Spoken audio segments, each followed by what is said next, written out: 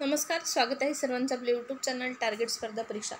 आरोग्य विभाग भरती संदर्भात महत्त्वाचं असे एक परिपत्रक प्रसिद्ध करण्यात आलेलं आहे आरोग्य विभागाच्या माध्यमातून.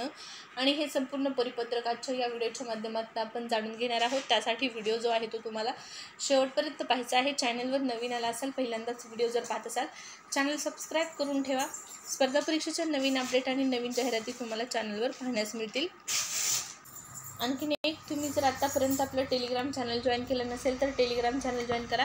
टेलिग्रामवर रोज स्पर्धा परीक्षेच्या नवीन जाहिरातीसह लेटेस्ट घटना, लेटेस्ट नियुक्त्या यांचा समावेश टेलिग्रामला असतो. 2024च्या सर्वच परीक्षेसाठी चालू घडामोडी आणि सामान्य ज्ञान या विषयाची तयारी करण्यासाठी तुम्हाला आपल्या टेलिग्राम चॅनलची मदत होणार आहे. टेलिग्राम चॅनलची लिंक व्हिडिओच्या डिस्क्रिप्शन बॉक्समध्ये आहे. आत्तापर्यंत देण्यात आलेले पुरस्कार, विविध लेटेस्ट घटना यांचा समावेश टेलिग्रामला अवेलेबल आहे. तर जॉईन करा टेलिग्राम चॅनल, फायदा होईल परीक्षेसाठी.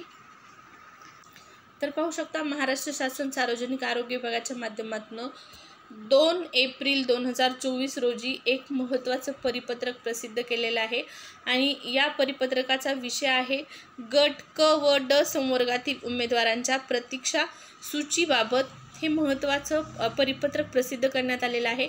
यामध्ये पुढे काय म्हटलेलं आहे तर आरोग्य सेवा आयुक्तालयातील गट क व ड पदभरतीच्या अनुषंगाने 60 संवर्गाच्या ऑनलाईन परीक्षा दिनांक 30/11/2023 ते दिनांक 12/12/2023 रोजी घेण्यात आल्या आहेत.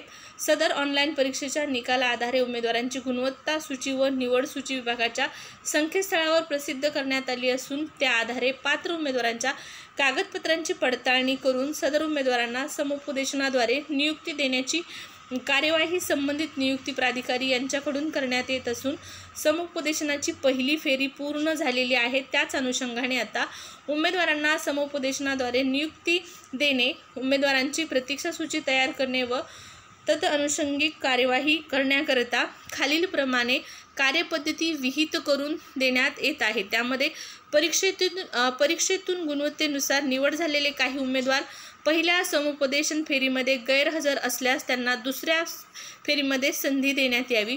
दुसऱ्या फेरीतही उमेदवार गैरहजर राहिल्यास त्यांना तिसरी व शेवटची संधी त्या ठिकाणी देण्यात यावी.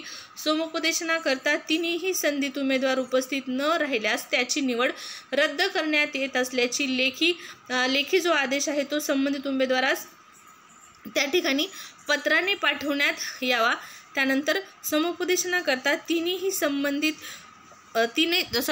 संधीत बोलवण्यात आलेल्या उमेदवारांची निवड रद्द करण्यात आलेल्या उमेदवारांच्या अभिलेख तयार करण्यात यावा. उमेदवारांची प्रतीक्षा सूची शैक्षणिक अर्हता व अन्य कारणास्तव प्राप्त निवेदनाच्या तक्रारीच्या अनुषंगाने संबंधित नियुक्ती प्राधिकारी कार्यालय स्तरावर मुख्य प्रशासकीय अधिकारी यांच्या नेतृत्वाखाली तक्रार निवारण कक्ष स्थापन करावेत. उमेदवारांच्या तक्रारींची लेखी अथवा तोंडी निराकरण त्या ठिकाणी करण्यात यावे.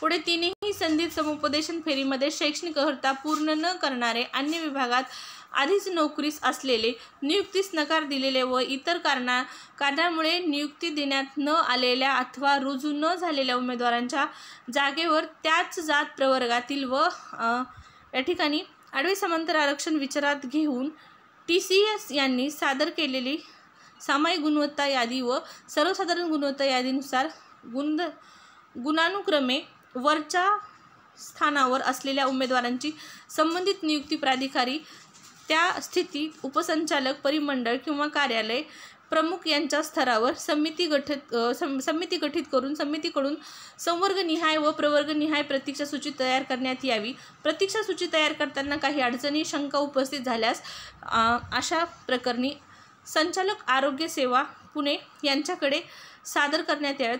प्रतीक्षा सूची पडताळणी अंतिम विभागाच्या संकेतस्थळावर प्रसिद्ध करण्यात यावी. सदर प्रतीक्षा सूची प्रसिद्ध केल्यापासून 1 वर्षाच्या कालावधीत वैध राहील. तिन्ही संधीत समुपदेशन फेरीमध्ये शैक्षणिक अर्हता पूर्ण न करणारे, अन्य विभागात आधीच नोकरीस असलेले, नियुक्तीस नकार दिलेले व इतर कारणामुळे नियुक्ती देण्यात न आलेल्या अथवा रुजू न झालेल्या उमेदवारांची निवड रद्द करण्यात येत असल्याचे लेखी आदेश संबंधित उमेदवारास द्यायचे पत्राने. आणि या ठिकाणी पहा, 1 महिन्याच्या आत प्रवर्गनिहाय प्रतीक्षा सूचीतील उमेदवारांना समुपदेशनाकरता बोलवण्यात बोलवण्यात यावे। संबंधित नियुक्ती प्राधिकारी यांच्याकडून प्रसिद्ध केलेल्या प्रतीक्षा सूचीतील उमेदवारांची कागदपत्रे पडताळणी करून पात्र उमेदवारांना समुपदेशनाद्वारे नियुक्ती देण्याची कार्यवाही संबंधित नियुक्ती प्राधिकारी यांनी करावी आणि सही देखील आहे। तर पहा, आरोग्य विभाग भरती संदर्भात महत्त्वाचं असं हे परिपत्रक आहे। गट क व ड संवर्गातील उमेदवारांच्या प्रतीक्षा सूचीबाबत अत्यंत महत्त्वाच्या सूचना या ठिकाणी दिलेल्या आहेत। या सर्व सूचनांचं पालन करून कागदपत्र पडताळणी जी आहे ती या विद्यार्थ्यांची होणार आहे आणि त्यांना मग समुपदेशनाद्वारे नियुक्ती जी आहे ती देण्यात येणार आहे। तर आरोग्य विभाग भरती संदर्भातलं महत्त्वाचं असं हे परिपत्रक या व्हिडिओमध्ये जाणून घेतलेलं आहे। आपण आरोग्य विभाग भरतीच्या नवीन लेटेस्ट अपडेट, नवीन भरतीच्या अपडेट जाणून घेण्यासाठी चॅनल सबस्क्राईब करा। परत भेटू, धन्यवाद।